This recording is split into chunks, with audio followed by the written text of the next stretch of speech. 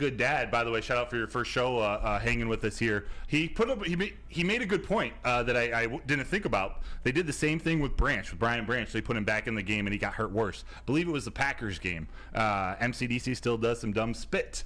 LOL. So hey, it could have been something related. Maybe it was a bad decision.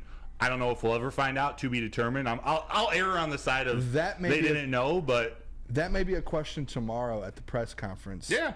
That gets asked. Like how do they how is the decision made to put Aleem? That's a good question. Maybe I'll see if I can sneak that one in. You can do that because that it is interesting to me, and it's about like there's these things where all year long they've been very, very good, and Dan's been really good at saying we need to keep some guys out for an extra long period of time, let these guys rest, get back. But that was one to where we even said it on the stream. We kept seeing Aleem get like he wobbled off 2 or 3 different times, and you could tell it was his knee because he was walking really, really tough. But he just ended up being back out there. Yeah. And at some point it was like, dude, like what are we doing here? That's not good. And you know what? It happened earlier in the year too. C.J. Gardner-Johnson tore his pec, put him back out there. And he played a whole game with a torn pec. Did that make it even worse? So I don't know. There's different things like that to think about.